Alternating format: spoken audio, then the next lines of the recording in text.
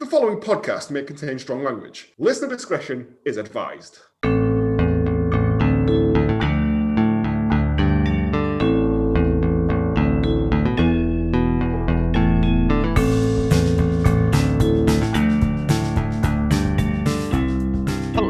Welcome to Hallmark of Greatness Last Orders, the podcast where we look back into the films our Hallmark favourite actors and actresses would rather forget they were ever involved with. I'm Joe, and with me as always are my co-hosts. She's changed her name to the prison-appropriate gin barrel and has been existing purely off a diet of wet eggs. It's Barney. Oh, wet eggs. Yeah, I still have nightmares about that. Yeah. And he has been barred from his local garden centre after trying to spin kick a yucca plant into an assistant's face. James. Prison changes a man. And we are honoured to have our first ever guest on Last Orders. You may know him from his excellent Film Club podcast. Some of you may have seen him down the precinct outside the Brown Dragon with Dirty Janet. Still on furlough from White and Bailey Fabrications, it's the best film reviewer the internet has to offer, Mr. Randle Parker. Oh, good off, Skip. Do you want to tell people where they find you? I'm genuinely nervous about having you on, to be honest. It's, you know, think of Never Meet Your Heroes. It's, yeah. I've had my eyebrows done and everything. See? No expense spent. I've had my ears lifted. Oh, no, it's all right. Oh, no. It's all right. I'll behave myself. Do you want to tell people where they can find you and what it is you do? Oh, yeah. Whatever rock you find your podcast under, I'm there.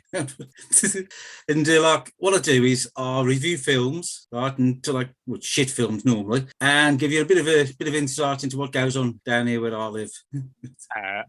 You may have heard me speak of Randle Parker many times on this podcast. I genuinely think it's one of the best things I've heard in podcasts. Not just because you're here, but genuinely, I love it, and I sing your praises to literally everyone that I meet that listens to podcasts, because I do that down the precinct, but they never listen. Do you remember, Barney, that man that used to dance outside Hampson's? Oh yeah, what was he called? DJ?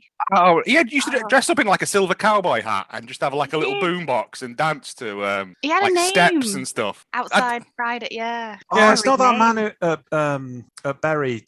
This is getting a bit off topic, but there's a man who he looks like your uncle. It just always dancing. No, he was a proper old geezer. You know, anyone's uncle. He's just got a very avuncular face. Well, there used to be Ray Boddington, who used to dance in Manchester, who unfortunately died when he was hit by a tram. That's not a joke. That's just like a true thing.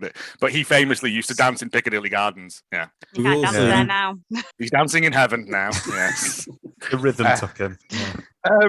This week, oh no, wait, we've got other bits to do. You can find us on Twitter at Hallmark of Great and Instagram and Facebook and all that at Hallmark of Greatness. There's an email if you want to send stuff to us about films you think we should recommend or watch. That also makes sense. This week's film, chosen by Mr. Randle Parker, 1985's Yes, Madam. One of the greatest films ever. It's good.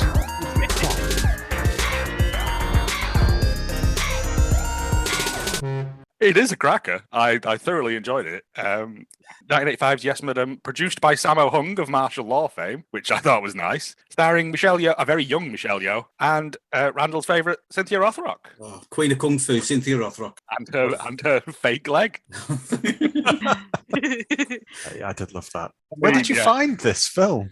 Why did this come to mind? Put it on VHS.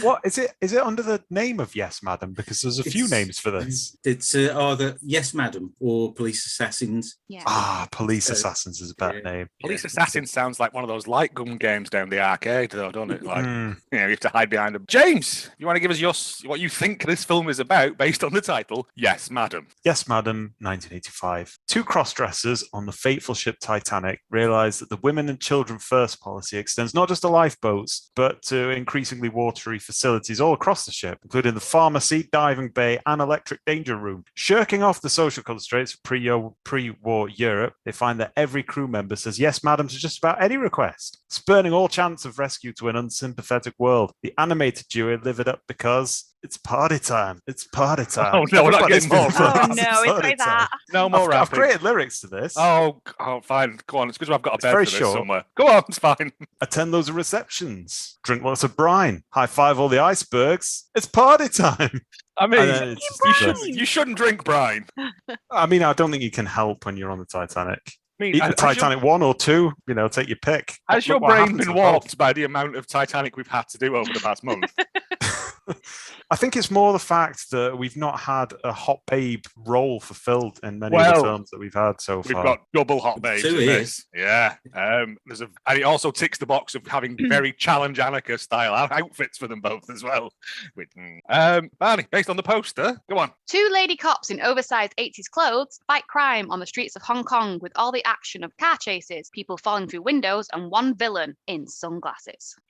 Well, that's where you're wrong, because there's about 90 villains. 90. So many that I lost track of who was supposed to be angry at that. In many ways, sort of colonial Hong Kong is another villain introduced as a character. Strewn with barrels.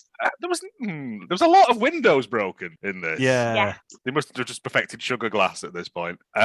Seems to me in Hong Kong, the only prerequisite you've got to be a villain is to laugh insanely. Oh, And have it's very good sunglasses. laughing. I've got a bit where doesn't he say at one point, "I really like to laugh," Yes, at the end. Yeah. and then I And then he thought, goes, is he going to go? Is he going to break into Dick Van Dyke's song from Mary Poppins? But no, just laugh some more. The film just ends, and I went, "Oh, okay." I like the way No, that you he's got a text him with see-through it, is shirt that as it? well. You can see his vest underneath it as well. Oh, Proper character. yeah. When we get to him, I've called him Elvis Holmes because he looked like Elvis, but he had a pipe. So yeah. He did. Let's get into this then. We open up with some of the best 80s action Greatest music. scene I've ever seen. Yeah. Oh, the scene that I have dubbed the Waterstones Pervert. Yeah. I'm also going to mention that I don't want to make fun of anyone's name, but the exec director of this was Dixon Poon, and that I think is Michelle Yeoh's husband at the time, and I think he owns Harvey Nichols or something like that. And this is just a side project, just making all these films. Yeah, it's just weird, isn't it? I mean, half the facts early on, and I'm just trying to make Waterstones Pervert jokes. Yeah. So there's a lot of interesting books on sale at Waterstones as well, because this man creeps up on a woman, spying on her between a copy of a book on the Great Wall of China and something on the Chippendale Strippers, and I'm not making that up. See, I thought I'll leave them for James to look at. I haven't got the time today. Yeah, he creeps up behind Michelle Yeoh, who is Inspector Ng in this, says, "Hello, madam," and then just gets his cock out. We've all done it, haven't we? Waterstones, like maybe a library, but they've got I cameras. can't say I've ever done that. No, he's not even like he flat. He takes the coat off entirely, so he's going all in on it. Like It completely ruined her reading in the book of a big verso style size book on Michelangelo. I was like, what section is she in that includes all these things? She just like dick pics. Does he not do a lot of dicks, Michelangelo? Yeah, but they're all tiny, aren't they? Because like, Well, so was his when she shut the book on his dick. Certainly. that's a hell of a bookmark, isn't it? Yeah. Yeah, and then a cop appears, takes him away. Immediately. I mean, no more. So the Hong Kong. I've got several times through this. Hong Kong police do not fuck about. They put him in a car, and then an armoured van pulls up that has "super safe" written on the side of it. And it turns out to be anything but. They unload what I'm assuming is cash for Waterstones. They must have a big cash drop there every week. They haven't lost any sales to Kindles. They're just well in it. Not in 1985, no. Oh, shit. Trapped Someone's Cock in a Kindle. And that's the title of this episode. Yeah, and at this point, I've just got, this is amazing.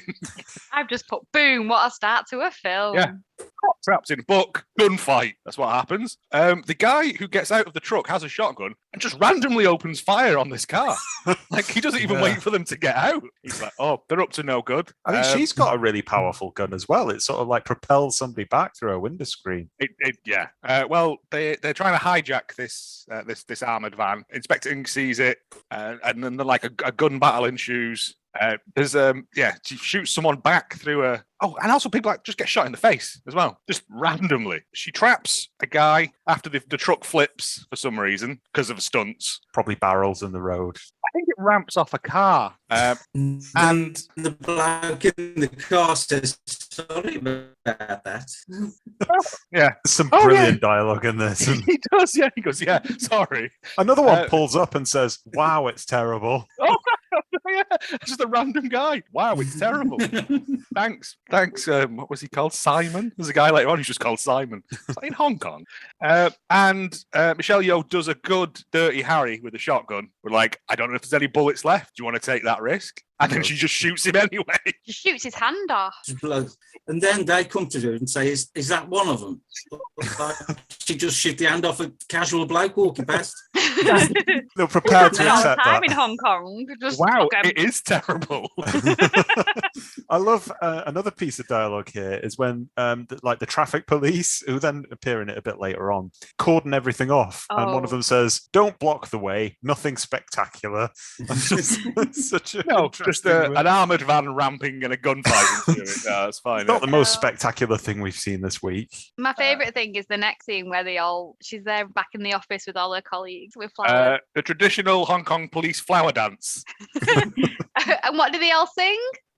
I Hip, didn't hip, write. hooray. hip, Madame is hooray. great. Yeah, Madam is great. And I was like, what a god, that's even better than like Happy Birthday. Hip hip hooray! Madam is great. It would appear that this yeah. happens fairly regularly, though, because they've got a dance routine worked out.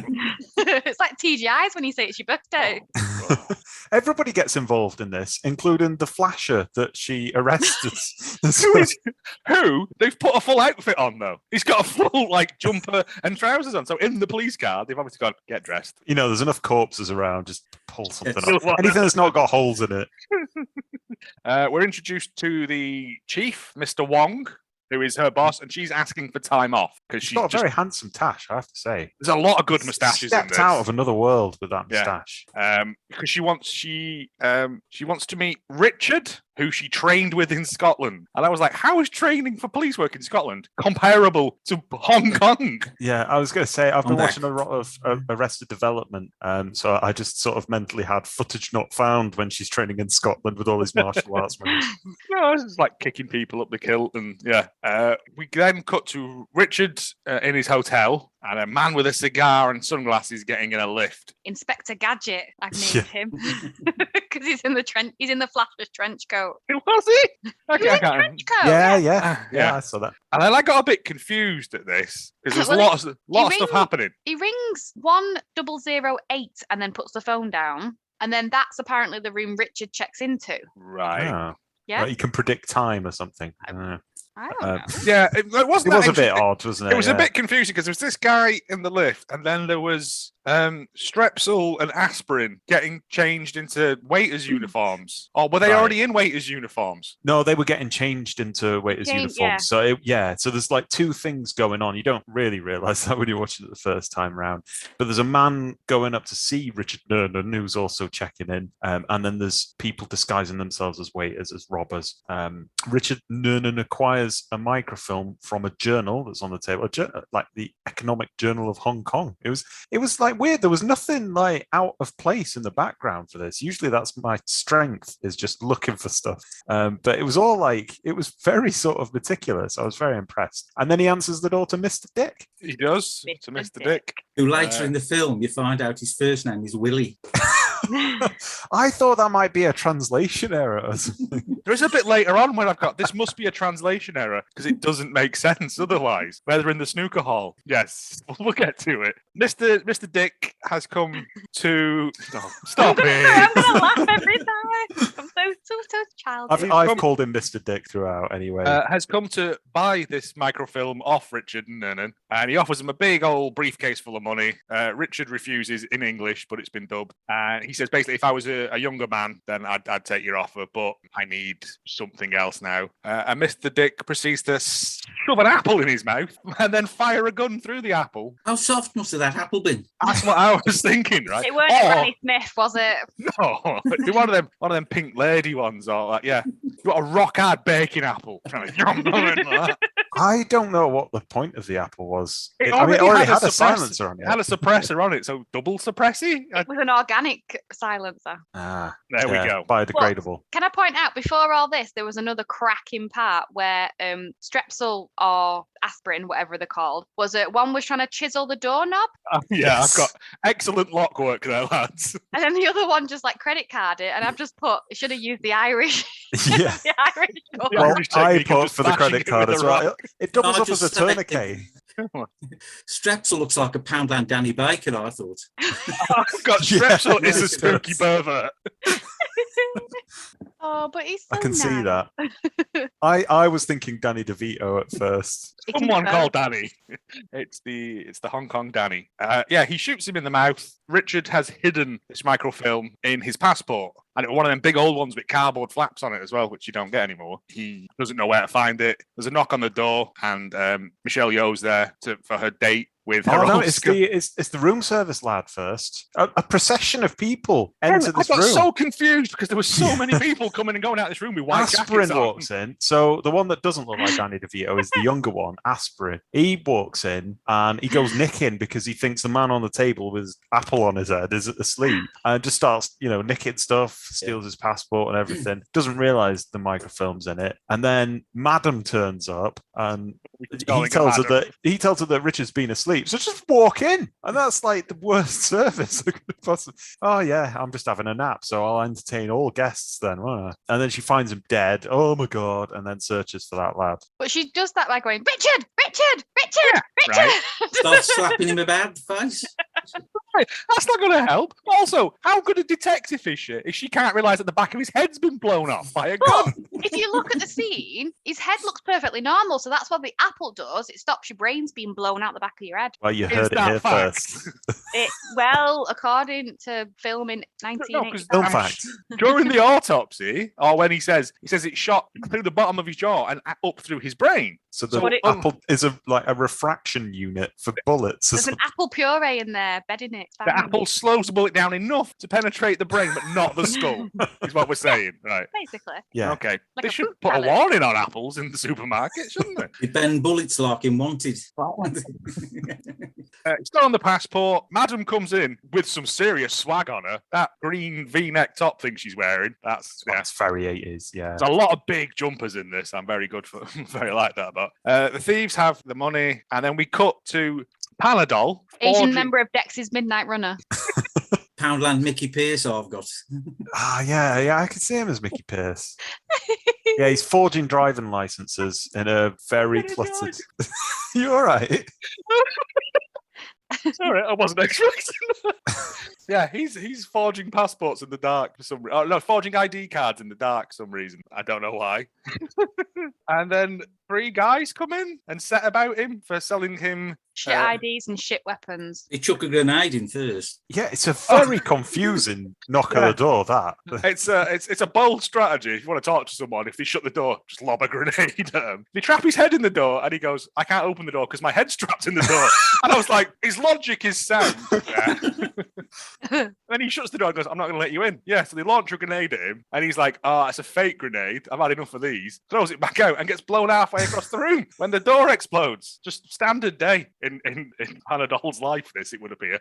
Because he's got all these escape mechanisms and stuff. So he must be like either shit at his job and they're always coming back for refunds. Or, yeah, these 3 lads come in, the passport, the ID cards have faded under light. Yeah, but only the foreheads. Only around the eyes. Just draw that in with a marker, innit? Angry eyebrows, you can do that. A Mr. Bean Whistler impression on one would have been good. The one thing as well, because they get into a fight with him, he switches up the guns. They give him a real gun, like, oh, the forgeries are nothing like this gun. So he uses that gun on them. And my favorite thing about Panadol is his desperation to escape every fight by climbing relentlessly out of harm's way. He does have a certain monkey-like quality about him to just ascend to the skies. But yeah, he also at one point has one of those things that they used to have in libraries with the card index in them that he's rigged, but when he hits certain bits, draws fly out and hit people. Which, again, if he put this much time and effort into his forgeries as he does his hijinks, then he'd be a lot better of a forgerer. I don't know what yeah. Strepsil and aspirin hear all this going on in the corridor, so they formulate a strategy to pretend to be police. He's Detective Inspector 1, 2, 3, 4. And he does good fake walking away as well, nice. The 3 bad lads climb down a rope ladder, which Panadol then just hacks off with a meat cleaver and leaves them to die. Fall to their death. Yeah, but the meat cleaver was chained to the side. So this must be a regular occurrence as well. Or people keep nicking his meat cleavers. Like in the bank when the pen's on a bit of string. It's the only reason I could think you'd have a cleaver chained to your side. Because Panadol, as well as being choked, Strepsil, the older man, comes over to him to see if he's all right and tries to cure his stiff neck by twisting it, by twisting his neck. It's like, what are you doing? Ancient Oriental techniques, mate, you wouldn't understand. And the only other thing I've got for this is that the script for this must have just been in all caps throughout because they're just screaming at one another. I'm I've never surprised seen there anything was like a script. I'm Two script invested, writers. though. I've said I'm invested now because we've got a farcical scene. I mean, I There's love a a far, and there's a we've lot got of kung farce. fu beforehand. So I'm like, Yes. I'm in. I'm This invested. is 100% on board. It turns out they have like a weird, is it détente? One of those lockbox things that requires all three keys to open. But they're I only only know that. using padlocks, so if you're really desperate to get in there, you can just Use the Irish padlock. technique. Yeah, bash it with a rock. Yeah. or a credit card. You know, they're very important. Those credit cards. But it turns out they're saving money for the old man. I don't know who the old man is. We meet We once do and meet then him later on. in possibly the most uncomfortable scene in the entire film. Definitely. They accuse Panadol of putting fake forged money in, and he apologizes, and then they all like have a bit of a fight with each other, and it's like they're all supposed to be brothers, not the actual brothers, but like, Street Brothers, yeah. they fight, but they're always mates. And then we cut to a nursing home with three young men with old man makeup on. Oh, you've missed a bit there. Have I missed a bit? Oh, what about introduces- the villain who spins really fast in his chair Yeah. on perfect cue time? And they're like, right, cut. And he goes, whee, and he spins around in his chair. Mr. Okay. Henry Tin. That's him, Mr. Tin. Yeah. He's informed of the loss of the microfilm in a very leafy office that he's got, which I thought was rather nice. And he Fair enough. instructs his chief goon, who I think is called Mad Dog later on. Is that the guy with the big eyebrows? brow. with the eyebrows stuck on? Looks like a young Saddam Hussein. Yeah. Was he in whiteface there? Was he supposed to be a white chap? He's got like a From US Army Vietnam. jacket Yeah. on, hasn't he? I couldn't place Yeah, that. I thought he was supposed to be sort of Middle Eastern, purely because of his outfit. The 80s, you still had the sort of terroristy, sort of Yemeni sort of thing, didn't you? As So well? that's But why he had the big eyebrows and the mustache. that's what I'm possibly. guessing. It was a little bit perplexing why they felt the need to do that. Well, at the end of the film, in that last fight, one of the chief judges from Judge Dredd is in the fight for some reason. There's literally someone with the blue badge on it, and I was like, okay, what's happening here? Meanwhile, Oh, Panadol's fiddling about with the dead man's passport that he's been given, and he lifts off his picture to replace it with another one. And He sticks you it on see, his but he torch. doesn't see that the microfilm's in that. Yeah, and he sticks it on his torch for some reason. So that's going on. And then the other thing, just after that, is that Madam is down at the precinct with two detectives who are idiots. And I really didn't think they got enough exposure in this. Is this where one of them's doing like a Rosemary Connolly workout? Might be a little bit. I think Strepsil does that later, doesn't he? Well, I've just put one of them is doing a Rosemary Connolly workout. I don't know why. Like a yoga session. I think I may have watched a different version of this film. And the captain, Wong, comes in and explains that Nernham was investigating Mr. Henry Tin and probably found something. So then that gives them a focus to pursue that angle. Question. And then we cut to the old men perving on a woman. Before we Or get so to I that, thought. question: what is on that microfilm? Contracts. The fake contracts. I didn't. Is that what it is? believe- I genuinely never heard what it was, but I assumed it was because it looked like it was just two bits. Because he looks at it and then we never see it again, like close up. It's fake contracts. Well, okay, yeah. Right, I just wondered what it was because I thought it was like It's a not bomb any recipe more or specific than that. right. That's fine. Like, a lot of people die for this fake contract. Yeah, and we cut to the old folks' home with the three young men in old man makeup. That is, they've got some talcum powder in their hair. And this bit, I thought, oh, please don't go where I think this is going to go. Because there's a young nurse wheeling a trolley towards them, and they're all doing sort of rubbing their thighs and Ooh. licking their lips sort of stuff. And I'm yeah. like, oh, here we go. And then it does like a weird close-up of her waist as she comes in. And then they all spring on her. One's waiting behind the door. He pins her arms back. One of them like pulls her coat down, and then they just steal a bowl of chicken off the table. It's a whole chicken. And then the matron turns up and forces them to spit out the chicken in their mouths. they're eating it. Like when a cat steals food and you approach it and they shovel it in faster. They say to him, you're not allowed chicken. But why is she going into the room with a load of chicken? I don't know. There's nothing else on the For that trolley. chicken to go. No, to taunt them. Look at this. Nothing You else on can't the have. trolley. That's But what the they're main- like, though, isn't it, Did she say it was for the matron or something who was stood behind her? So why not just Because get they here's your knew chicken? this was going to happen. Every day this happens. Every day I've got saliva on me chicken. Let's pat it all out, yeah. And then Strepsil, lads are Panadol, and aspirin, or as I've called them, over-the-counter drugs. They appear with a tin of biscuits, a load of fruit, and 2 bottles of water. Also, it would appear. There's some confusion about the water, and he says like it's special water. The matron leaves, and I was like, it's one of them tin of butter biscuits.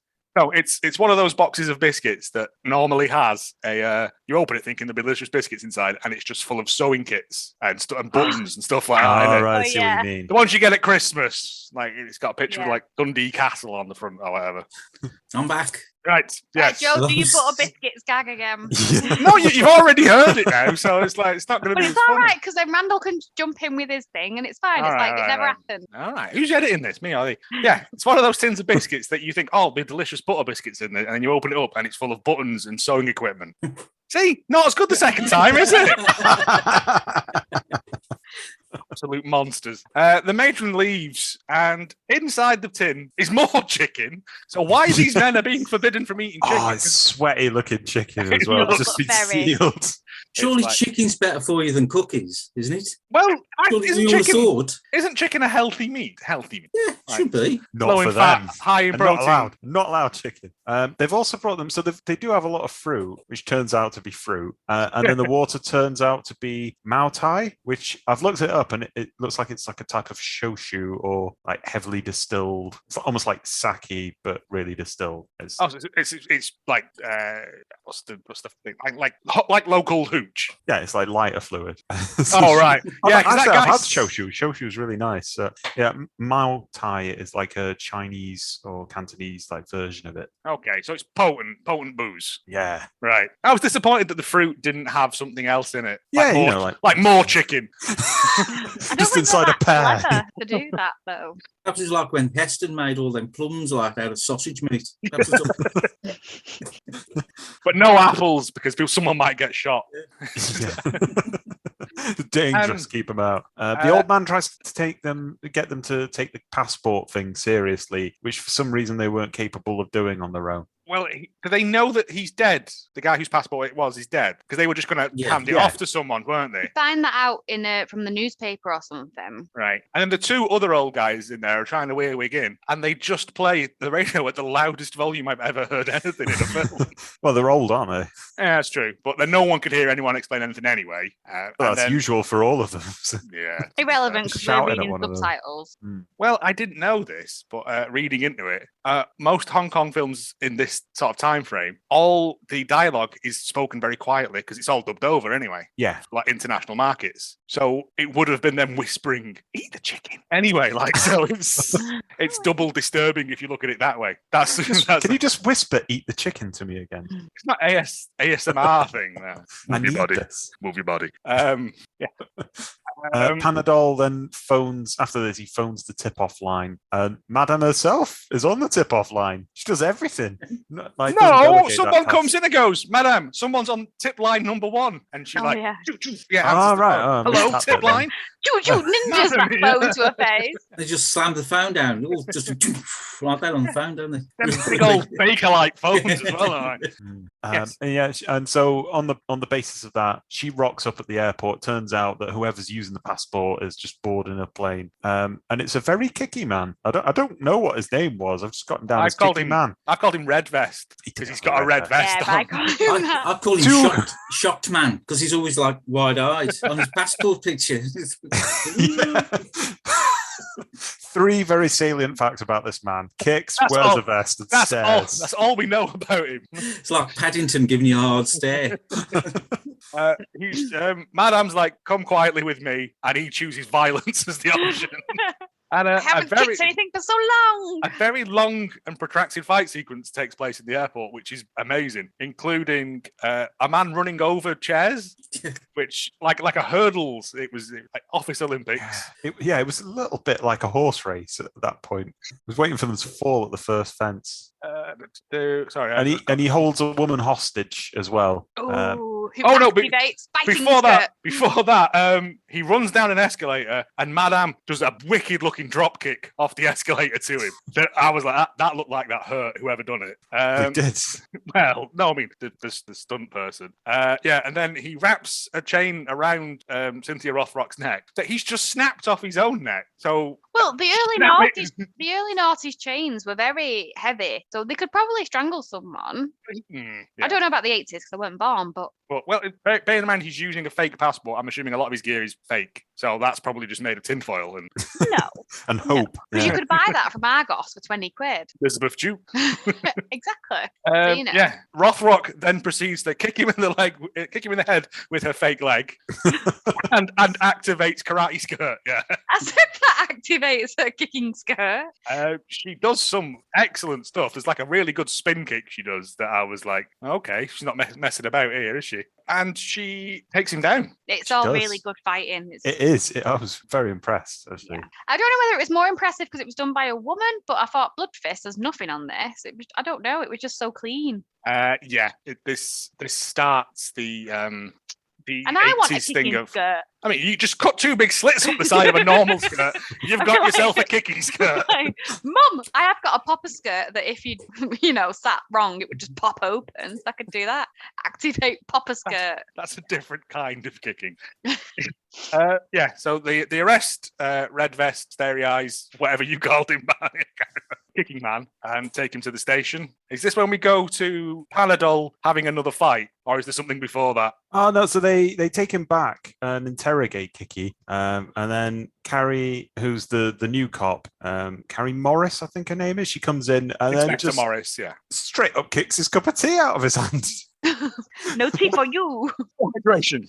Yeah, well, she doesn't muck about. Like I said, Hong Kong police, there is no internal affairs, is there? Well, she's from Scotland, apparently. He does actually say, that bloke does say, I'm not going to talk even if you bring the Pope in. I mean, is the Pope known for his interrogation techniques? This is the cross into your head really hard. We missed a bit. We've missed a bit at the airport as well with those two guys. Oh, yeah, that's say true. That Cynthia Rothrock was as ugly as sin, as they say. And she'd only be good in a level 3 dance club. That's it. I've not got competency for level 3 yet. I'm only at the level 2 dance clubs. Right, I don't know. Is 5 the best dance club, or 10? Is it? No, what's it out of? It's Negative like DEFCON levels. It's inverted, yeah. Again, these are the things I need to know. There's no. I was thinking of it like a City and Guilds level 3 nightclub or something like that. According to Dirty Janet, right? You one is your highest, right? And then you go down like that, and they go down to about 10. You don't want to be in a 10. But GCSEs now are the other way. If you get a 9, that's great. That's like top. Yeah, this was the 80s, different times. Right. Oh, maybe though it could be like it's that. not bad then. Like if it's out of 9, or maybe it's minus top 4 percentile. plus 4. Oh, I'm not getting into that. That's a whole different kettle of fish. Negatives shouldn't be allowed in scores. Right. And also, them two weren't exactly oil paintings themselves. And Cynthia Rothrock is hotter than them, I would say, on the scale of but they do 1 a lot to of 9 in reverse. They do a lot of women, like chatty women, and get back to the kitchen and all that stuff. It's very much. They're kind of jerks. One of them tries to arrest her because he's a policeman, but he's just pushing baggage around. So I didn't understand that. But he accuses her of starting a fight in an airport, and I'm like, she didn't really start it. He ended it. Yeah, she should get a medal. Yeah. Key to the city. And is starting a fight in an airport really a crime? Now it is. Back in the 80s, you could carry guns and all sorts on it. Like nobody cared. Thanks a lot, Al Gore. And chains around your neck, also. Yeah. Yeah, you have to take that off now. Yeah, put it in that little tray thing and wait. Yeah. Anyway, Chain box. Is he in this? Is he one of the bad guys later on? There's a lot of them. So he's been interrogated, and then it's on speed dial. He's not turned up yet. Madame turns up though, and doesn't like the fact that she's kicking his cup of tea. That's too far. In both our cultures, that's too far.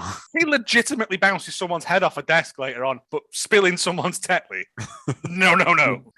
And then they decide to transport him in a police jeep. I'm not sure why, though. I thought he was at the precinct, but maybe he was in a back room. Because Carrie airport beaten him toilet. up, and he was like, "Oh, I Yeah. need the hospital," so they let him go to the hospital in the She takes ambulance him into a jeep. darkened room, doesn't she? And just beats the crap out of him for no Yeah, and reason. then they go, "That's not, we don't do that here." So, why did you let me go and do it then? Does she not? Does Madame not say you won't get confessions by just beating them? And I'm like, try setting fire to them as well. Have you tried psychological torture? I mean, don't want the answers. I don't So want the the- answers, even if you told me to them. I The wouldn't listen. ambulance jeep then gets a flat tire, so you know what's going to happen next. karate. How does he get the flat tire? That's what I want to I don't know. know. They look out the window and go, "Oh, it's a flat tire." Have you seen the state of the roads in this thing? There's bits of like van parts everywhere all over the. That's from the Yeah. first action sequence. It was all filmed in the same day. Should we move that big truck out of the way? Nah, it'll be fine. Nah. Just work around it. He elbows his way to freedom anyway. Doesn't The- kick for this one. The least Uses his exciting legs for chase freedom. ever. Yeah. And then Madame and Carrie Morris, they argue about letting the man go free, sort of like pitted against one another. They're not friends yet. That'll take time. Kicking and time. That'll take time and handing your gun and your badge in. Oh yeah, in English. Yeah, we're getting ahead of ourselves here, but still. Is this now when Panadol is attacked in his house? Oh Yeah, yes, Kiki this tracks is him down. amazing. Yeah, While he's boiling a pan of noodles and some eggs. and he throws the pan of ramen at his face. He does. Misses. He misses with everything he throws at him. The waste of super noodles that was, wasn't it? If only he had his little pork pie hat on, he'd have been fine. Yeah, there's a very increasingly odd game of Sequence cat of and events mouse. that happen. My favourite bit is when he throws him through a door, and then Panadol reappears, but it's a dummy with a mouthful of dynamite. Yeah. How What the hell was did he that rip about? out so quickly? That's what I want to know. That's what I'm saying. If he spent more time on his product and less on getting out of trouble data from the Goonie style antics. It's a very twizzly house as well. There's lots of things that like move around and like secret compartments. Yeah, and and gates that have sliding extra gates inside them. Yeah, it was a really good sequence, this. bunk beds that move that are on wheels. Yeah, and a fire extinguisher. He scrambles out, doesn't he? Love it. After that, that's because the TNT goes off, isn't it? No, It's that's caught like with fire. the dynamite head doll is very early on in the fight. Oh right, it's a blur to be honest. I It think was he- very visually. He gets onto the Oh. bunk bed. He goes like, "Come and get me." The guy jumps up. He then like pushes Moves the the bed off bunk the bed. wall and goes through the bit at the top of the door. Through the window. Yeah. And then I can't remember what happens then, but he for some reason dives out of the window. Yeah, and that's the same. Yeah, that's the key point about this is that I've already used salient. I can't use salient twice in one evening. He jumps out of the window and then he tries to get back up. He's like on some cable or something like that, trying to get to the top of the building. And in that time, Kiki manages to like run to the top. He's Of at the other building. there to meet him. Yeah, he's gone down the stairs, across the street, run up. Yeah, grabs his arm, and Inspector Morris appears and says, "Bring him up, or I'll shoot you." And he goes, "I don't think you will." So she shoots near him, and he goes, "I'm just going to let him go then." Well, she tells him, "I'll shoot you. I'll let him go." To No, his she death. wants to bring him up. You bring him up, or I'll shoot you. Right. She says that in one bit, and then in the next bit, she says, "I'll let him go." So he lets him go. Which, Right. And Again, I'm Panadol throughout all of this is like, what the If you fuck is tell going on? if you tell a kid two things, they're gonna go with the last thing you said. So that's Oh, is what it he like- did. is it like getting directions in a car? You only remember the last sentence, right? Okay. So Panadol is being hung by like aerial cable or something. Yeah, he Like, drops. He he drops like must- 50 Yeah. foot or something. He must have a neck of steel. that's why Panadol. That's why Strepsil was twisting it before he strengthened it up in case he gets accidentally hung on a load of sky dishes. But he makes a lot of noises. And then a range of, I'm going to say, at least 200 foot, Cynthia Rothrock just shoots the cable and lets him fall the last 5 foot to the ground. And I'm like, Hong Kong police are mental, even though she's from Scotland. They must You take- think in Scotland, right, that Scotland Yard is actually in Scotland, wasn't they? To be fair, my Yeah. wife used to think that until recently. And she lived in London. Scotland's Like- Yard. Yeah. It's only when she went past it, went, oh, right, that's here. No, because it says New Scotland Yard, and she assumed it was an old Scotland Yard in Scotland, and they decided to move it down there. It's too far away. They go to the police station. Panadol is told that Inspector Morris already has a nickname, and that nickname is White Foreign, bitch. foreign chick. Nasty foreign Nasty chick. foreign chick. All right, yeah. If you watch the dubbed version that I've got, Right. she's called White Bitch. Oh, Ah. right. That might make more sense later on than when they're going on about fat chicks. 'Cause Yeah, that was- lost Oh, me. yeah, I did not get that at all. Yeah. Everyone was talking about fat chicks. I was waiting for a load of fat like women to walk in the club Clutch and later. boots to come through. Yeah. And Michelle Yeoh, Madam, appears and he's like, "Oh," she tells Gary, that's the other police officer, to take him away. And I was like, "Gary?" Gary gets sent to arrest everyone in this. Gary, just pull your Gary. finger out and do something for once. He's not Fucking travelling Gary. back to Waterstones, London. Oh, but this is where we meet the guy with the stick on tash, isn't it? The Saddam Hussein guy. Or maybe I missed it before, like I said. Yeah, Okay. I don't know who it was before, but yeah, it's Henry Tin again. I'll Speaking tell to you, I didn't take Sergeant many notes Mag- in this film because I was actually really enjoying it. Mad Dog has got 3 chevrons on his arm, which must make him a sergeant. So I've called him Sergeant Mad Dog, and he's talking to him about opium and money in his fancy house. And He has got a fancy house. It is very fancy. He's got Not for two long. waterfalls near the stairs. Yeah, that's I mean, fancier than is that his house? Is that not Mr. Dick's house? that was Henry Tin's house. Oh, see, this is where I got confused. Who is Mr. Dick? It's Who is a Mr. HMO, Tin? isn't it? They're all there. Who owns the house? Mr. Dick gets it for 3 weeks a year, right? It's a timeshare, is what it is. No, Mr. Dick is the guy who shot the apple. Yeah. Not William Tell. But he works for Mr. Tin, I believe. Yeah. Right. As does Sergeant Mad Dog, as does the other guy with the sword with the Judge Dredd top on later on. Right. And all the Okay. katana warriors that they can summon. So everyone knows their places now and where they should be for the next Game of scene. Thrones, this, isn't it? Yeah.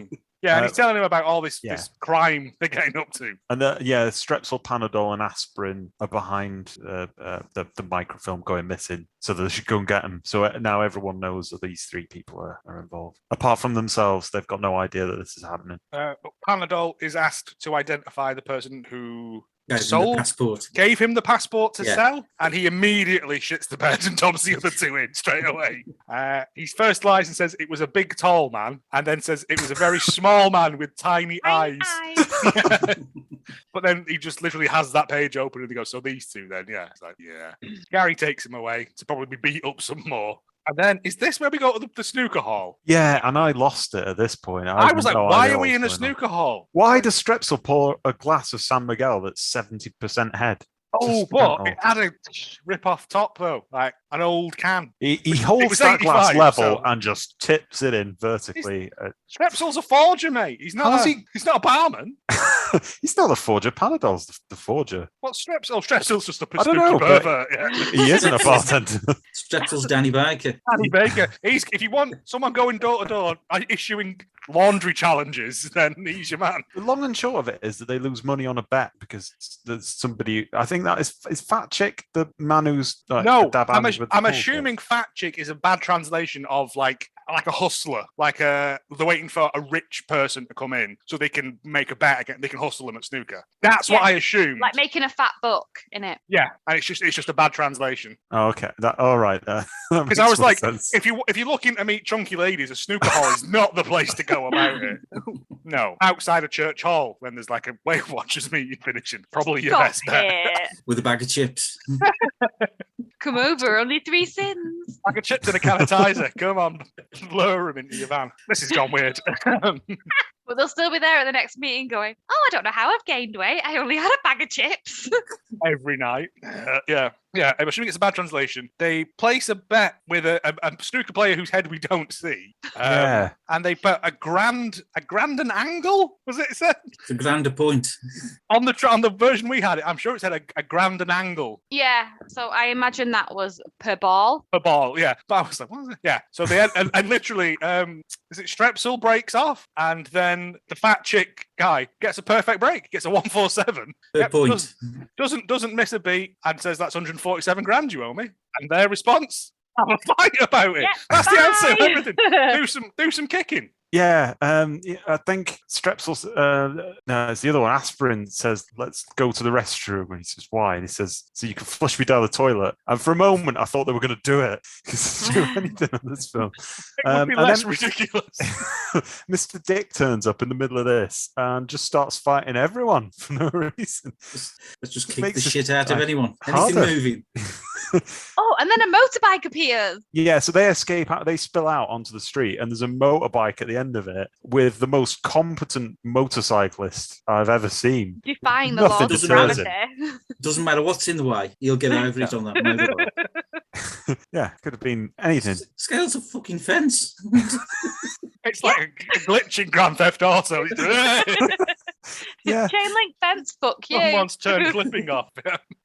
they escape after some barrel fun, but he manages to go up a roof. So like a quick diversion. Yeah, again, like, at this point, I was like, I don't know what's happening. There's so much stuff flashing before my eyes that, They go into a level 3 disco bar anyway. does it say that outside? Has it got like a food hygiene rating of just like, this is a level 3?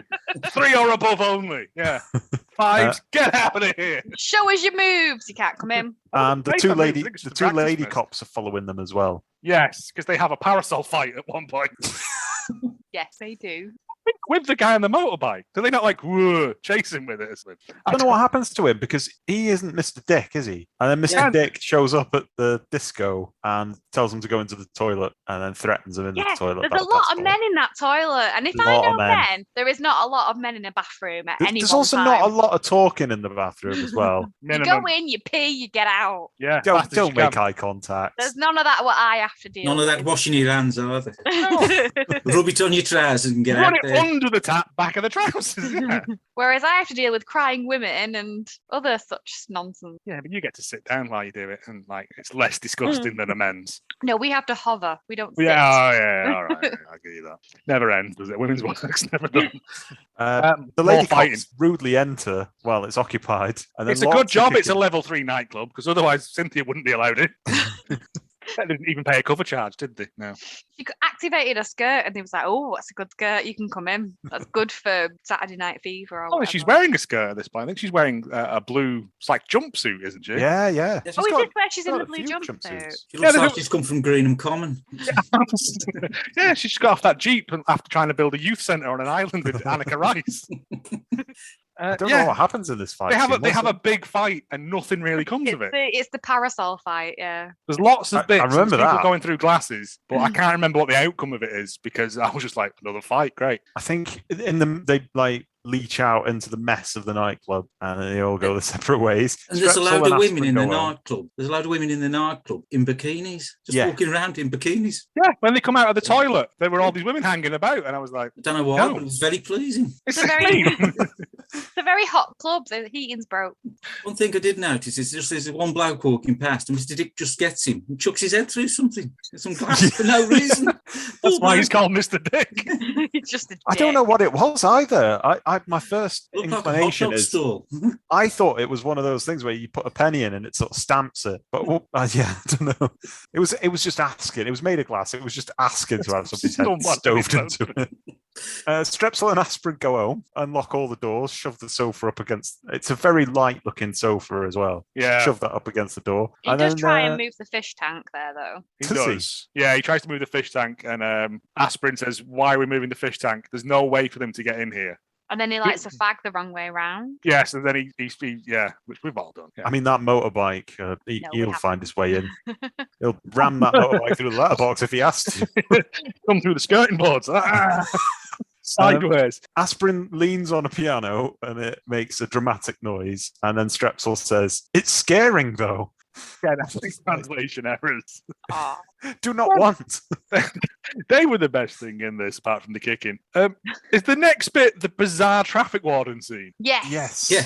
Go on, Randall. Talk us through it. Right, so you've got a traffic warden and a policeman all wanting to fight. They want to put a ticket on a car, and for some reason, they start a fight. They just start kicking off against each other. No reason at all. 'Cause I didn't realise that one was a traffic warden and one was a police officer. No, I didn't at It's the first. same uniform. No, it's slightly different. It is slightly All right. different. One's a lighter colour of beige. Pay attention. Didn't Yeah, I was like, just let one of you do it. Doesn't matter. And then It's So- just- they won't hit each other because, like, he says it's an offence to hit a traffic warden, and then the policeman says it's an offence to hit a policeman. So neither of them would start the fight. They're just like facing off against each other. Yeah, Crowd's if you formed at this if you point. put a metal rod in between it and magnets on each one, then you actually generate some electricity. And Strepsil and Aspirin wander into this hearty urban scene I just think and decide to like pick one of them. So initially they back the policeman because everyone hates traffic cops Well, apparently. they say if they hit the policeman, they'll go to jail, and that's where Which they then want to be, change to their be mind, safe. like I get Yeah. protection in jail. So then they turn on the policeman. And Again- considering the little weeds, the amount of injury they caused to that policeman is quite outstanding. must He's have got given his red head a marks good on his kicking, face. mustn't He was Mm. quite old, so I imagine he's quite easy to beat up. But he Quite was easy to bruise. he was drinking that water, and I was like, "Oh, bless it." It was like, It Wounds just- are probably real. This went on for about 10 minutes, this scene. I was like, what is happening? It just felt like, oh, we need to get over a minute, an hour and a half. Put them two guys out and let them improv something. The lady cop, one of them anyway, finds them and then decides that they're not going to press charges for some reason. So then they decide that they still want to be in jail and they plot to remove her clothes. "Yep." And my toes were starting to curl for a second time in this film. But Um, that scene is just phenomenal. It's like 2 seconds of what? But she Yeah, does what- deliver a great double punch to both of them at the same time. Pure She's class. got like a tube top or something underneath anyway. But you've But always got I to be was as modest in the surprised as police they were. force. Damn it. Yeah, so then they just get dumped out on the steps, like no charges. Like I don't know what you have to do in Hong Kong to get arrested around here. Well, it turns out nothing or everything. Like, if you're just in the middle ground, you're probably fine. Trespassing So- on property, I think, is the main thing. Yeah, I mean, they leave the police station and then go back to the snooker club because they've just not had enough. It's not like round here because you get arrested for anything. I mean, I found a bag not long ago, right? And all I did was look in it, right? And I got arrested for it. I mean, there was a torso in it, I mine, was but going to say, Was it a dummy or was it a real torso? a real torso. Did you Fucking poke heavy. it? I couldn't pick it up. It's fucking massive. So I just zipped it up and left it there, right? And I got done for it. You know. you're out now. But if that was in Hong Right, Kong, you'd have been all right. All That's right. fine. Yeah. Take it home with you. They'll just beat Yeah, you, we had it easy. Give it the dog. beat you up, and then you're on your way. Take your punishment beating.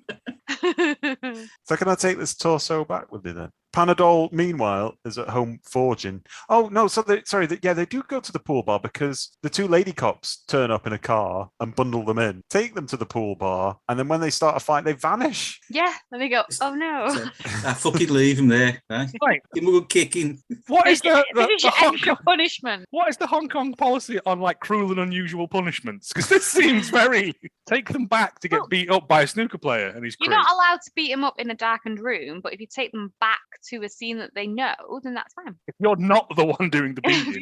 Yeah. Right. Yeah. It's a So, thin line, isn't it? It's all right to watch, but not to take part. Oh. I've heard about bars in Amsterdam about like that. So then we cut to Panadol home forging, and then the other two come back, and then via a very convoluted series of events, he finds out that the microfilm is stuck to his headlamp and is projecting a contract onto the wall. Fake contract. High contracts, yeah. Well, Get it yeah. right. Complete with wax seal. Yeah, I mean, why not at this Why? point? This is a photocopy, isn't it? It's microfiche. I know, but I'm sure on the wall there is a copy and it's got a big wax seal on it. That's art on Panadol's wall that just frames up nicely with it, you see. Okay. Well, what hasn't he got in there? It's like an Aladdin's cave of stuff that he's just accrued It's and all then booby trapped, though. retooled for his own purposes. There is a shop in Accrington called Aladdin Cave. There is, yes, near, yeah.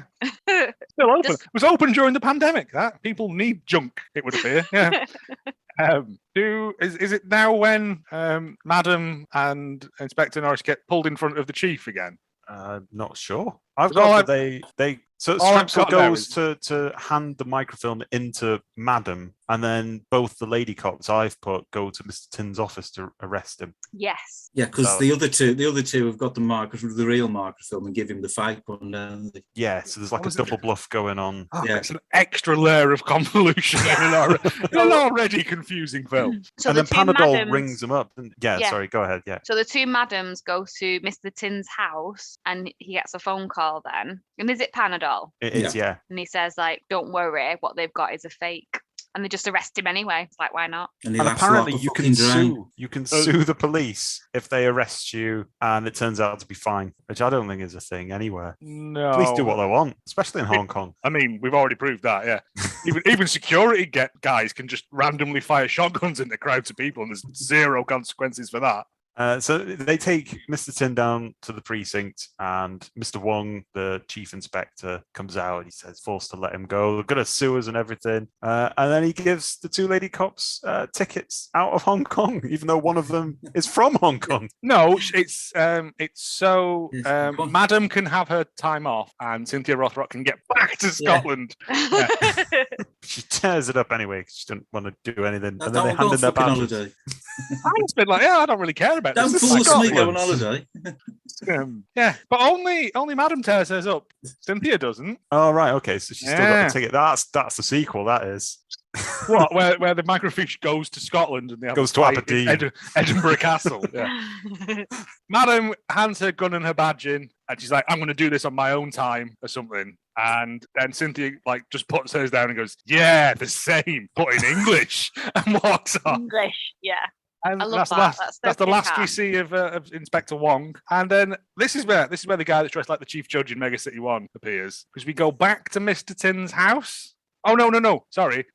Madam is going to go and solve this on her own. And Cynthia Rothrock comes down the stairs and they do the nod, get in the car, let's go fuck some shit up thing. And then we go to Mr. Tin's house where a whole series of events happen that I have no recollection of. Yeah, this starts out like the long running, like last 30-minute sequence. And I'm going to be honest, my notes get vague at this point because there's a lot of kicking. But it starts though. Go on. Panadol. I was just going to say that it starts with Strepsil turning up at the house and acting all fancy. Is this, I got confused at this point. Has Panadol had his comeuppance yet? Or is that No. after? No, not yet. Right, okay. See, this is where I got really confused. Go Yeah, on. so Strepsil is part of this plan, isn't he? He turns up acting all fancy because he thinks they're going to pay him for the microfilm. And then they end up beating him up because they know where Panadol is and they're going after him. So he's got nothing, essentially. You just say, basically, got to kick the shit out of you, little wanker. There was so much kicking in this bit. I lost track of what happened when. Right, because then I've got Thingy comes in with a gun. He's brought all the guns with him, both fake and real. And proceeds to play like a.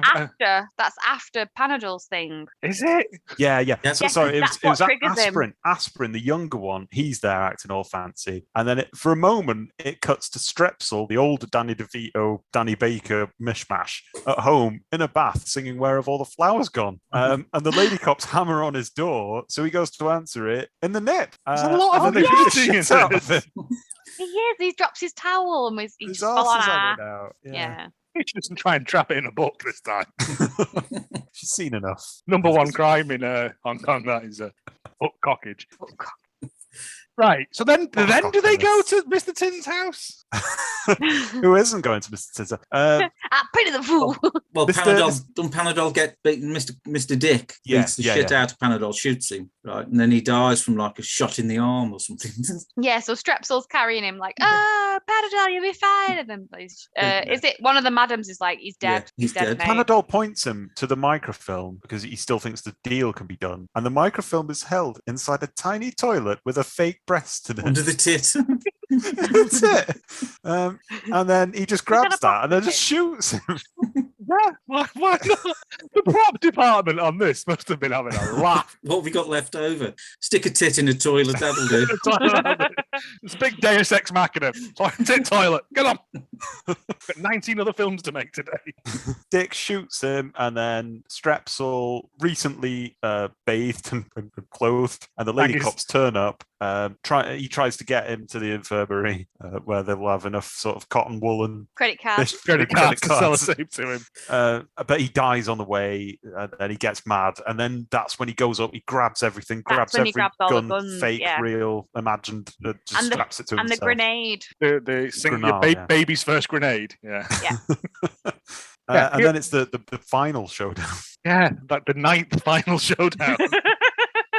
bikes over to what's called the Dragon Villa, which I quite liked, where Mr. Tin is and all his goons. And then he threatens Mr. Dick, and Mad Dog attacks him. And that's when he throws that grenade that he's been secreting about his person. And everyone hits the deck because they think this grenade's about to go off. And then it just plays a nice tinkly little tune. Plays a nursery rhyme, yeah. It plays Happy Birthday. I wrote it down. He plays Happy Birthday. Is that what it was playing? I didn't catch What a fun gift for someone.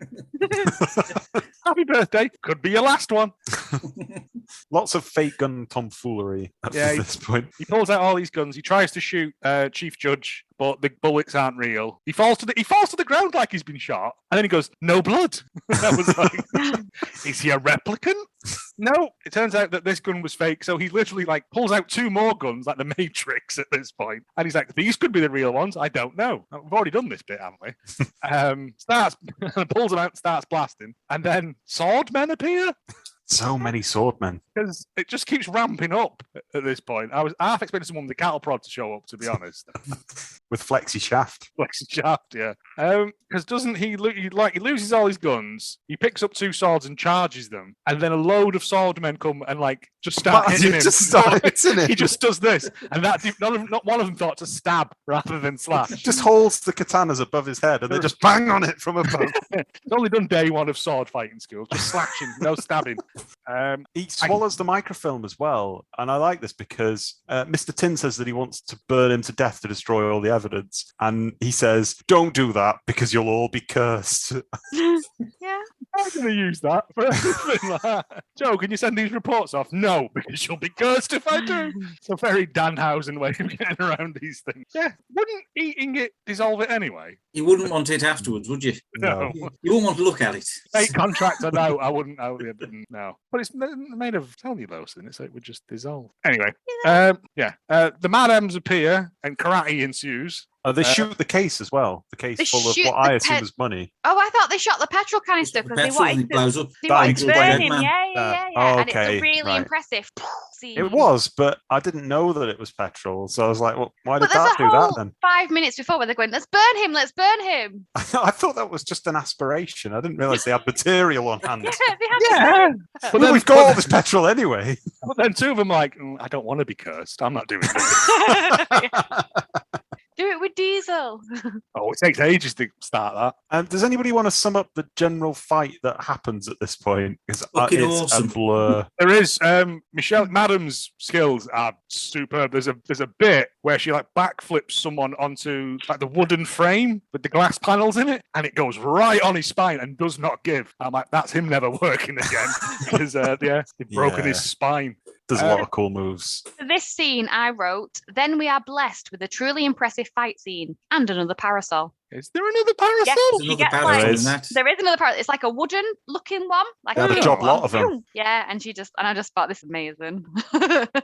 It also contains my favourite bit of dialogue in the whole film, which is when I think it's Morris says to the other one, "Are you all right?" And she turns around and says, "Of course I'm okay. He's only a peanut." And I don't understand it.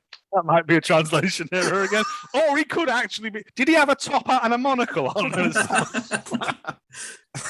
There's also a very good bit where Madam goes through the glass banister. Oh, yeah, that was cool. And then bulldogs the other 2 guys through it, which I thought was particularly impressive as well. It is all very impressive. It was well choreographed fight scenes. Unlike Blood Fist 3. Blood Fist can fucking do one after this. Are we just doing the Madam stories now? Yeah. Then there's Cynthia Rothrock doing a Spider-Man bit on the wall. Yeah. She got a cane and she sticks to the wall and hits someone in the face with a fucking cane. And that's where they got the idea for Crouching Tiger, Hidden Dragon. I think it is. Because she stays up there for a while. Must have Pritt stick on her feet or something.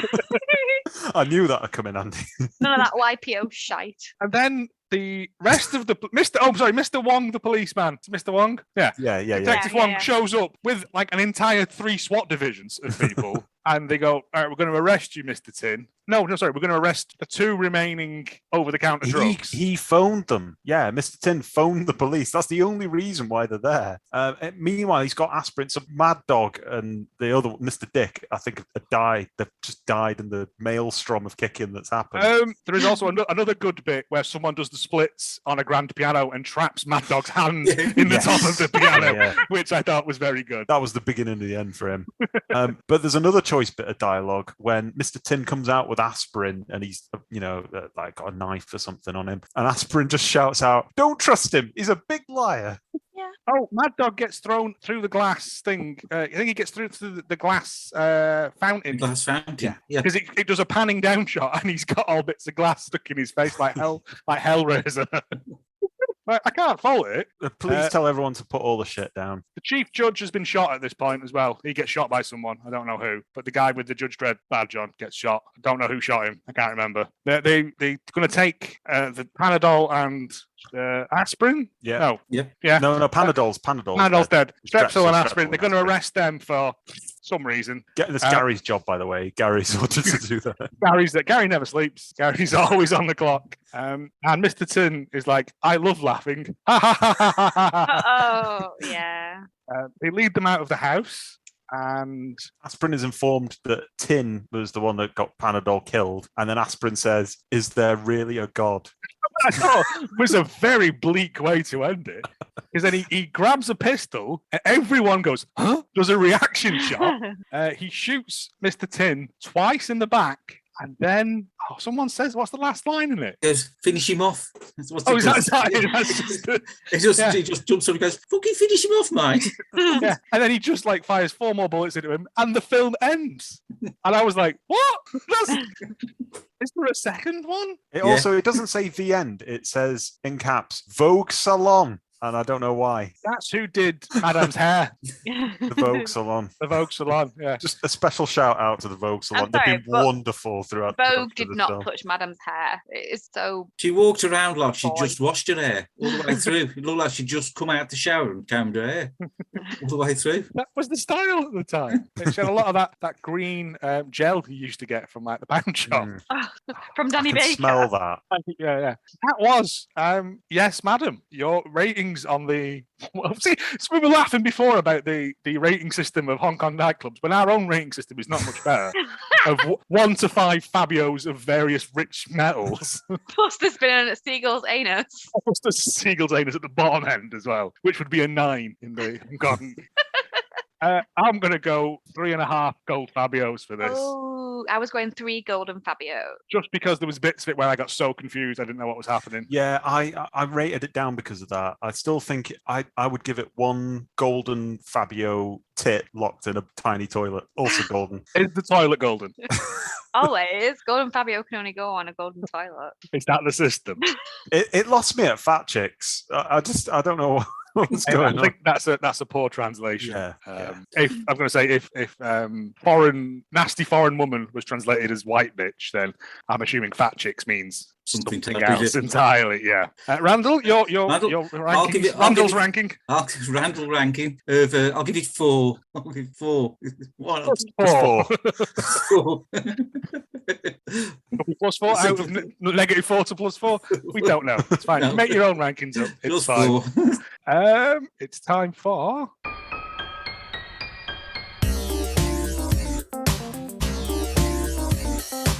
James Facts. All right, so yeah, James Facts. This was 1985. It was the year that saw Back to the Future, Rambo: First Blood Part 2, Rocky 4. Very Sylvester Stallone laden year that was. That Rocky Goonies and as well. Balboa. Stop it. It was marketed, as we've mentioned before, it was Police Assassins, but it's also got other names as well because it forms the start of the series In the Line of Duty. In the Line of Duty 1, yeah, that's what I've got. It's Not both to be confused with the TV series of the same name. Well, that's called Line of Duty. In the Line of Duty. It forms 1 and 2, and I don't know why. It's also been marketed as Ultra Force 1 and Ultra Force 2. Again, I don't know why it's sequentially, and Super Cops. I like the idea of SuperCops. Yeah, just that on a DVD with a tiny toilet in the background. It it opened at theatres, generated instantly 10 million Hong Kong dollars, which I've converted to today's money. If I've done that right, is about 40 million, which is about 3 million, nearly 4 million pounds today. So it did pretty well. I've calculated. Well, do you know how much it cost? No, that's how much it produced. Yeah, no, but do we know how much it cost to film? No. Okay. I think they just scrounged everything off the street. That's all. Yeah. Anyway, Gary, bring your tiny toilet. You can be in the film. Great. Bring the tiny toilet down, Gary. I wish to use it for my microfilm. I've calculated with that money you could buy for your goons. I'm going to market this at Randle. 63,000 fake Uzis, or if you prefer, it would also get you 748 real World War II Japanese officer swords. As real swords that Japanese officers had. You just hold them like that and everyone hits you with them. How many could you get? Xylophone. You could get 748. That's based on a cost projection of 5,000 per sword, which if you look it up on Google Shopping, as I often do, I'm going to get the weirdest cookies from this. Yeah. No, but I like Randall's idea. We should all get two and then just attack each other like this. And you have to defend. It'd be good. They're about £2,000 new or £5,000 for what purports to be a genuine one from the Second World War. Yeah, but they were used for horrible, horrible crimes. So adds value. I don't know what to say to that. You can also use that money, if you prefer, Randall, to get 20,000 acres of the moon. I don't know why I selected the moon. It just sort of, I was looking. That's $249 per 20 acres. That converts to about 20,000 acres of the moon. For that, you get the acres of the moon to till at your leisure, and you also get a lunar deed. And I'm tempted to get one just to see in How whose valid name is the that? lunar deed. I was going to say, is How this valid is that? Yeah. Can I Is just say, listen, one of my children has an acre of the moon bought for them for their From where? baptism thing. I don't the know. They've also baptism? got a star named after them, so they're very high in space. Where did they get them from? Was it lunarland.com? Because that's where I was looking. It could be. Lu- I don't know. They were gifted to us. Lunarland.com doesn't sound like it's legally binding to me. It sounds like a Drayton Manor type Alton Towers It thing. sounds like when I registered myself to be a vicar, and technically I am, but I don't think it's legally binding in like this Yeah. country. So they've got stars named after them in a bit of the moon, but I don't think it's actually legally binding.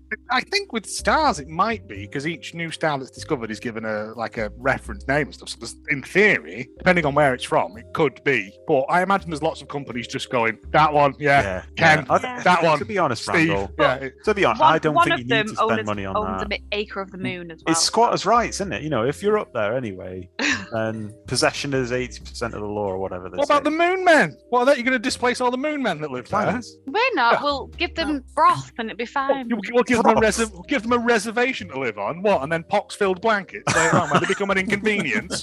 I don't like where this is going.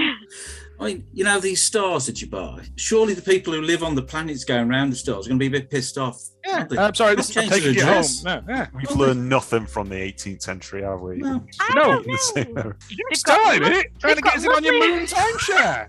They've got lovely Now I'm framed implicated in certificates, genocide. but I don't know how true that is, because I It ain't going to go to starts. that. I'm not going to go to that star and check who's on there. Are my deeds valid? Here is a flag. You know, I'm not going to do that. If I'm buying moon property, real estate, I want a flag. I want build my on bit, it. I want my bit cornered off at least. Yeah, I won't build on it. get one of them domes on, like in the Total Recall film. I know that's Mars, but yeah, it's doable. I could grow some potatoes there. If Matt Damon can do it, anyone can.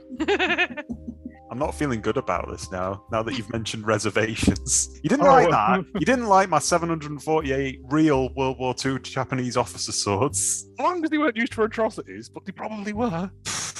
I don't even know that they're genuine. Yeah, because You just stain it in tea. You get a new one, stain it in tea, and there you go. During the filming of one of the fight scenes, Cynthia Rothrock got kicked so hard in the side of the head that she was bleeding from her ear. It Ooh. turned out that she had a torn inner ear and then immediately returned to filming. Okay. Is that why she shouted all the line? That probably was, yeah. Because it was her first film as well. She was a martial artist for a long time. Started filming this after working with Jackie Chan. I think it was just casual TV stuff. Then got this gig out in Hong Kong. Immediately there was a monsoon, so filming ceased. She had no idea what was going on, and then apparently was surprised when you just apparently for a lot of it she was just talking gibberish because they dubbed over it. So I would like to see somebody try and lip read what she was actually saying and then put that over the subtitles. When Michelle Yeoh worked with Jackie Chan, he said a woman's place is in the kitchen, and she kicked him right in the bollocks. Lovely stuff.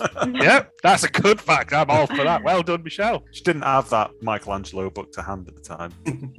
He's obsessed with men's groins, is Michelle Yeoh. She's not booting him, she's trapping him in books. Is it like pressing flowers, do you reckon? Like, Pressing penis. yes, I think I saw them on a John Peel session. It's fine, don't worry about it. Michelle Yeoh as well, she was opposed to having a stunt worker do the work for her, so she did it herself. Apparently that meant that she had to work at the gym for 8 hours a day, as well as being a stunt double for herself. There is one bit where it's clearly not her, because the guy's got a moustache. Both Michelle Yeoh and Rothrock has stated since that they wanted the film not to be too hardcore, and I don't know where that message filtered out, but it did. And they stated that they only wanted families to come in and watch it. So we'll start off with a flasher in the Waterstones. And a bloke getting his hand shot off. Yeah. Oh, thanks, Mum. Happy 8th birthday. Looking up the people that were in this was really interesting. It brought me back to the first Bloodfist film that we did, where I was really nervous and I did a lot of research on Filipino film history because I didn't know how much to do. But this is very similar in that there's a lot of texture to this. So Panadol, for instance, is legit a filmmaker. He started doing stuff on in the 60s, I think, just as a kid, just picking up cameras and things like that. It was also directed by Corey Yuen, who went on to do a big name Chinese film that I've seen called Red Cliff in 2008 about the war in state period. And he also starred in the lesser known film The Iceman Cometh in 1989, which is about a frozen Ming Dynasty royal guard and an equally frigid rapist killer that he's tracking, and they are thawed out in modern day Hong Kong. No, skip that one. Thanks. Hang on. A frigid rapist. There's a lot of adjectives in there. I'll just have a look for that on eBay. It sounds The good, Iceman Cometh. It was written by James Close. From Amazon, send it back. Written by James Close, it's his only credit, and Barry Wong, who also wrote something called Where's Officer Tuber, 1986. Probably frozen in ice, all frigid. And the poster for that is everything that you want it to be. There's a man in a kilt, a Chinese man in a kilt, and it's foreign with a tuber. What more could you want from a film? It's got everything covered there, hasn't it? Carrie Morris, obviously, is Cynthia Rothrock. She holds. Why is Officer Tuber? Why is Officer Tuber dressed like the fat kid from Hook, for one thing, right? And why is he being haunted by Asian Doctor Strange? Oh, mate, I kind of want to watch. Oh, Sammo Hunk. Yeah, right, we're doing that one as well. I'm sad that Officer Tuber isn't a sentient tuber that has gone through the police training. Maybe he is. We don't have enough information from that poster alone. I think we have plenty of information from that poster. Yeah, Cynthia Rothrock obviously was involved in that. She's got black belt in 7 styles of martial art. And her own karate kill skirt, whatever. Madame was played by Michelle Yeoh, also starred in Tomorrow Never Dies, the James Bond film. Crouching Tiger, Hidden Dragon, which is why I mentioned it earlier, is in that. And the mum in Crazy Rich Asian, who is horrible. She's also in the worst Christmas film ever, Last Christmas. Really? She is. Yeah. Worst Christmas film, you say? Oh, yeah. Well, I think Joe's got something to say about that. I was going to say, have I watched Last Christmas? I did Last Christmas. I wish I fucking hadn't. That's the last Christmas I watched that. And Strepsil, played by John Shum. He was a student activist in the 70s and was a member of the Trotskyist vanguard party, the Revolutionary Marxist League, and is now involved with the pro-democracy movement. We all know him, we all love him, don't we? That's all I've got to say about that. Thus is Broken into Shards, James Facts. I don't know. Okay, she knows. Sorry. All right. So, Ersin12 gave it 5 out of 10 in 2001 with the title Rothrock plus Yeoh equals dead dealing action. No, The first- lightly texted. Nope. The first chapter of this movie, brackets In the Line of Duty 1, was a hit in Asia in the 80s. So the producer company, D&B, famous producer company of martial arts and made in Hong Kong movies, decided to make a sequel. Michelle Yeoh, brackets Khan, did she get married or was that her Oh, maiden yeah, name? yeah, yeah. I think she is also credited in places can't. Okay. Is not a real martial arts expert like Cynthia Rothrock. She was a Chinese ballet. I mean, Randall's nodding, but Yeah. I don't know. This is this guy's review, so I'm all for it. Cynthia Rothrock was 5 years undefeated female karate champion of USA. mhm. I very nearly met her. Oh, Oh, nearly that blue dark don't. corridor. I was genuinely gutted because I was like, has he managed to wangle me in Cynthia Rothrock? Because you never sure, are you? Like, yeah, nope. No, Bitch in the hotel at the dark corridor. Big Susan, yeah. Whatever she was Bastard.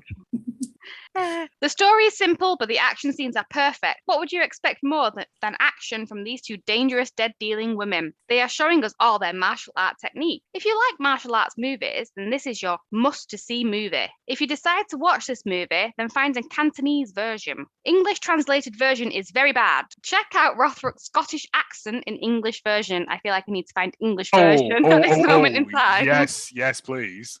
I would like to know who made this terrible translating in English. Also, recommend for all Cynthia Rothrock fans. Like me, Michelle Yeoh is still the best partner of Cynthia Rothrock. I hope that Michelle and Cynthia will play in a movie again. I don't think English is his first language. No, it got a bit, No, bit no. garbled there. Yeah. But we got the message. I'm just thinking a yes, madam, too. Yes, please. Yes, madam. Yeah. I want to Madam see Too if Furious. Cynthia Rothrock ever did a film where she was teamed up with a wisecracking dog. Like, because there was Turner and Hooch, wasn't there? There was K9 with Belushi. Why not? No woman one, was there? Be a cat, wouldn't it? Be a woman. True. Always is, yeah. Do you want to hear from Mike Mixtape? I always do. Mike Mixtape from 2017 gave it 5 out of 5. Is he out on remand then? Yeah. Has he seen Aye. it? The DVD is about average. Shut up. I wasn't expecting anything spectacular. I only got it for the movie. The movie, however, is just great.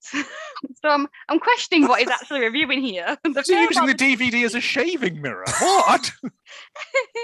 The action and choreography is just phenomenal. Michelle Yeoh does the great acting in this flick. Even though it's a foreign film, you'll watch the action unfold. It doesn't hurt to read the subtitles because, well, you wouldn't know what's going on otherwise. I like the fact he said she does the acting. Yeah. People have stigma about foreign films. You either learn the language. Oh, hang on. So you either learn the language to understand what they are saying in the film, or just read the subtitles. I'm aware of foreign cinema, Mr. Mixtape. Well, then Mr. Mixtape goes on to say, I normally just read the subtitles anyway, since I do that with all films and all TV shows. Can we get Overall- him on next time as well? No. I just want his perspective on things. Sounds amazing. He'll just be like, read it. Get the Well, fuck- you know, the DVD case was functional. I enjoyed that. It kept the DVD safe. Stop Hawks trying to steal my DVD. Anyway, his lasting sentence is, overall, I'm proud to have this film in my collection. Totally a classic. Hey, Mr. Mixtape, you're very up and down there.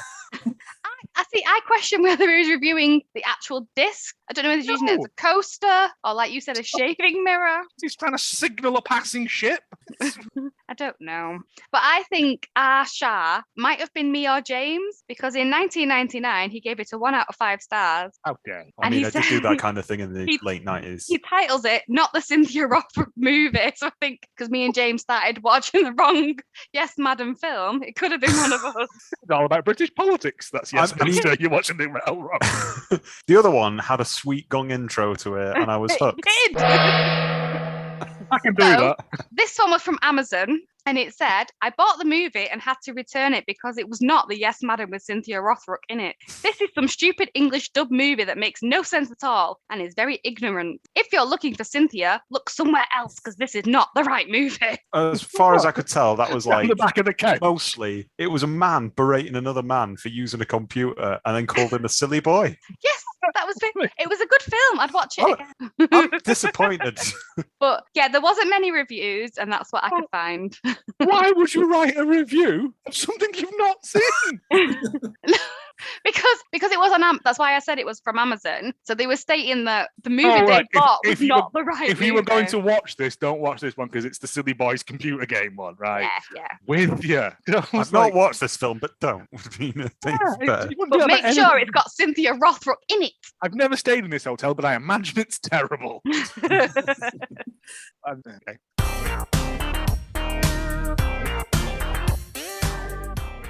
Now it's time for this week's podcast of greatness.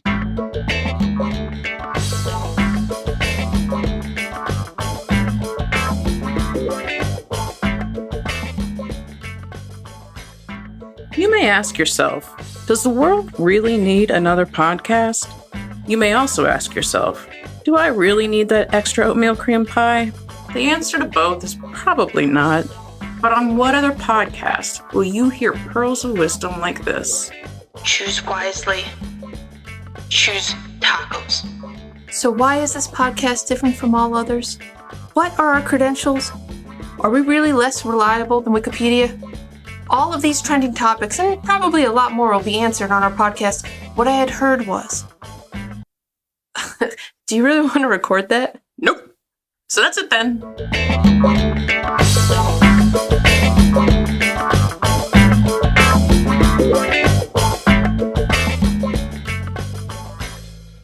In conclusion, that was 1985's Yes, Madam, brackets, the one with Cynthia Rothrock, close brackets, on DVD. Yeah. Or VHS. I mean, if the second one continues the story, I kind of want to know what happens. If it's the Randall? same. Have you seen the could second pursue one? that. I've not, no. There's like 50 of them. What, of police violence too, or whatever it was called. In the line of duty 1 through to 57, I think it is. It was called like Ultra Bastards 1, wasn't it? You said? It's got 5 It's got different many names, names, at least. yeah. Just imagine if you bought that, right? If you bought like what's it? Yes, Madam. Then you think, oh, that one looks good, and you buy Police Assassin, and it's the same fucking film. You'll be pissed off, aren't you? And you get Ultra Force, and you're like, Ultra oh, Force Bastards. I've got 5 DVDs. they're all the same, but they are good quality. Like, they're not made of tinfoil. If we can find the second one and it continues the story, I'd quite like to do this again because it's been very fun. Find out what No happens villains next. left except No. themselves.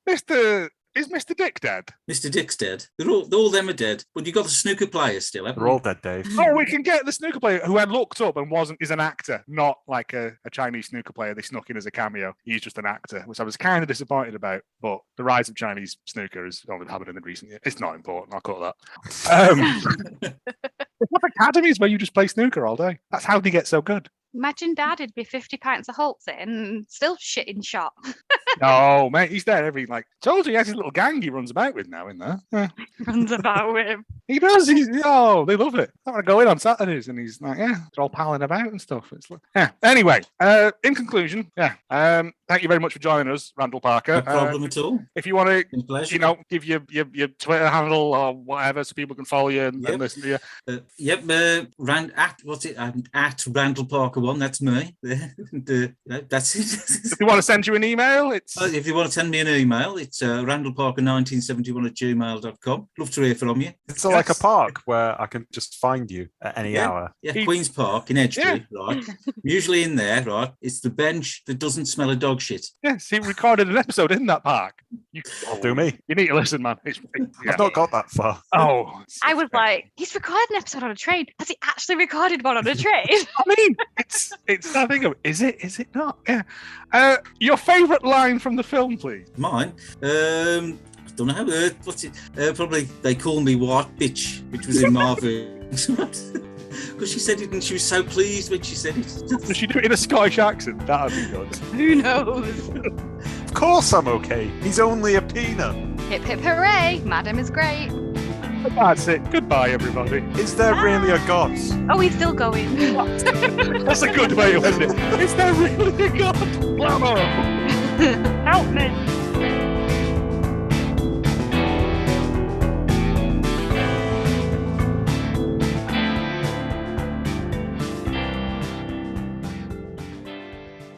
Oh man, I've got it on video. VHS.